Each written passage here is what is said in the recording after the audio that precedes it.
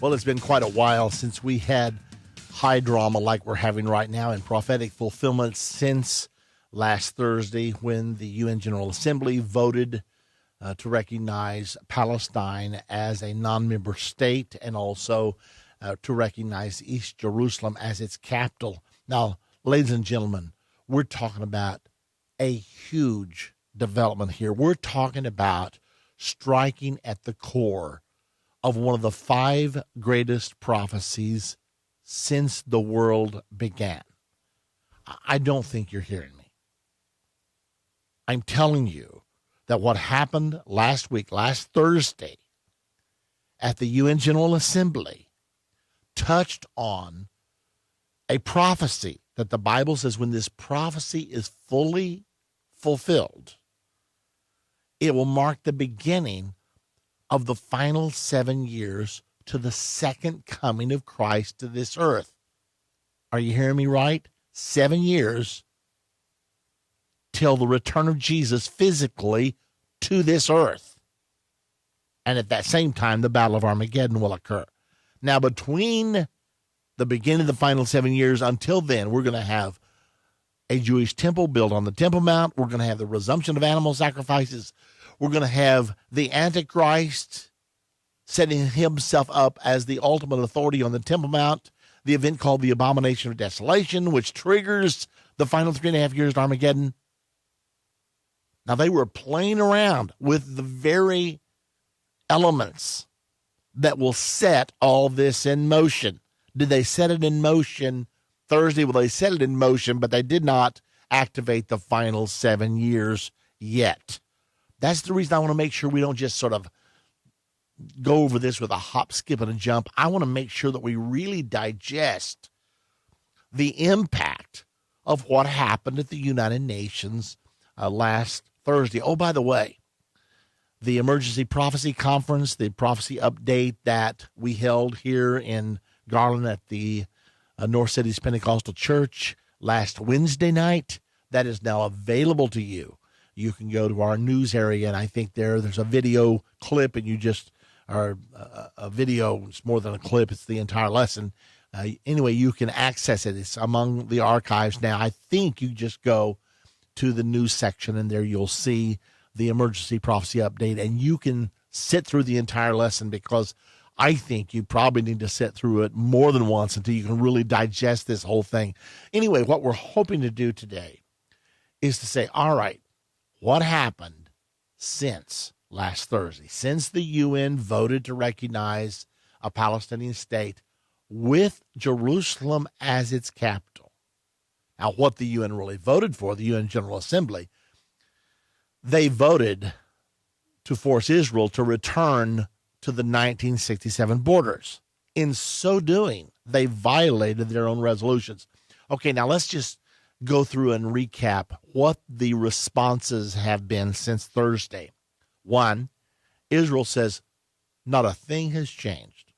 There's still no Palestinian state. We are still in charge.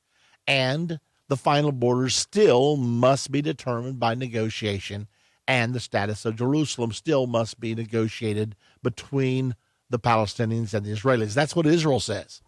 Mahmoud Abbas said that the Palestinian flag will fly over East Jerusalem, and he called it, get this, you talk about audacity, he called it the eternal capital of the Palestinians. Eternal? Yeah, like it's never been. Eternal?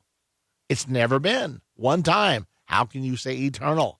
But I guess he means from here on out, he's planning. Now, the reason he did that is because every time the Israelis go to the United Nations, they stand to speak there. They say, we bring you greetings from the united eternal capital of the nation of Israel, Jerusalem.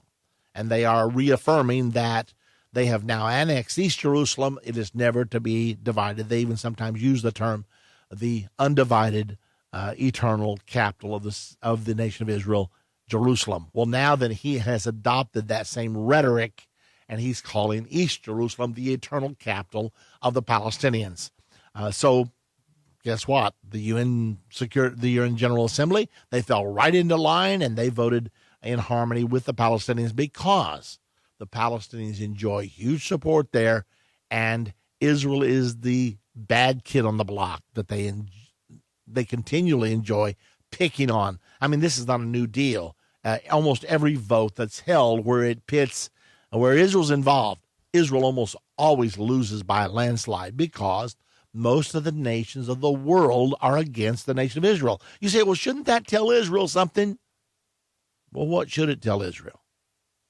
Because when all the nations of the world come down to fight against Israel, Zechariah 14:2 says that the Lord will go forth and fight against those nations.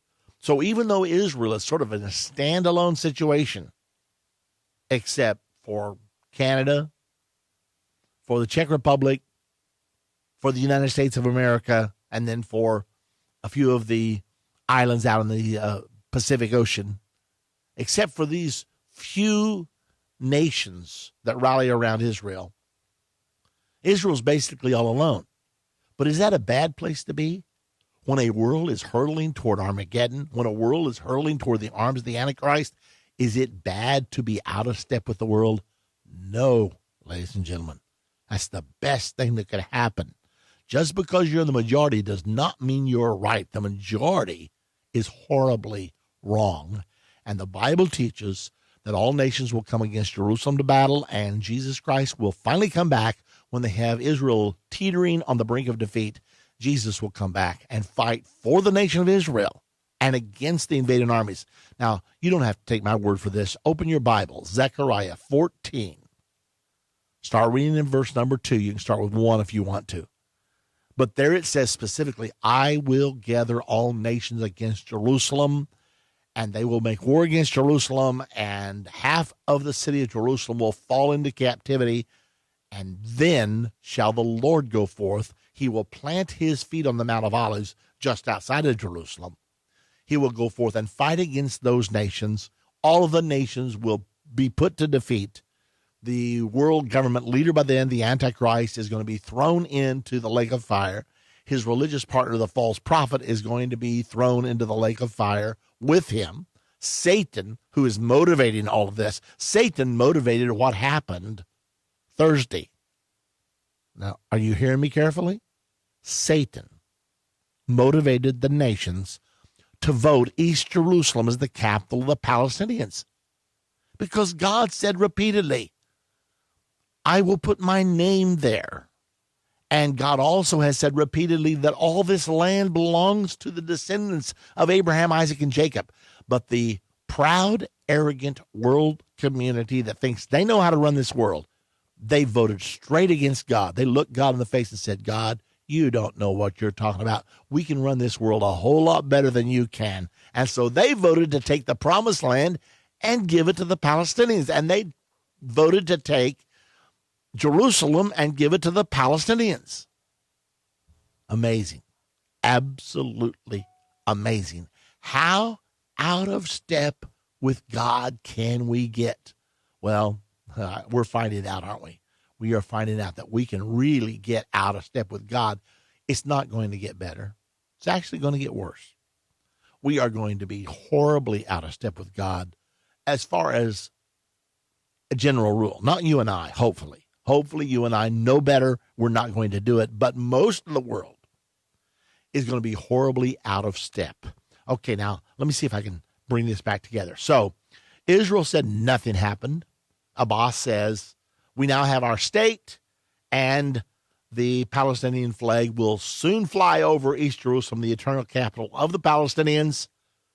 Israel said, well, if you are going to break the rules, that all these things were supposed to be determined by negotiation, it says that in the Oslo Accords. It says that in all of the resolutions of the UN, but the UN chose to ignore it, and Palestine chose to ignore it, so we're going to ignore it.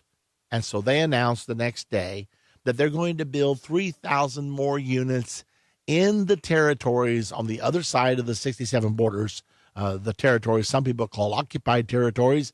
Israel calls them the disputed territories. Well, furthermore, Israel says that it is now ready to advance plans to build in E1.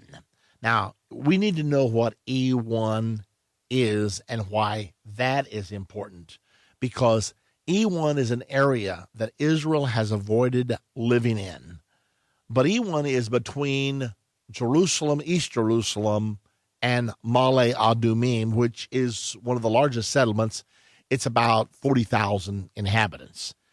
They have built Male Adumim up on a barren mountain, and it's a beautiful place. I mean, they've got 400,000, 500, 600, $1 million homes up there. And it is a settlement, but it sure, the word settlement doesn't do it justice. It's a city. Well, between Jerusalem and Male Adumim, there's this E1 territory. Now, many people have hoped that when the peace agreement is struck, that the Palestinians will have a corridor through there connecting much of the West Bank with Bethlehem and on down into Gaza. So that's the way they've envisioned everything.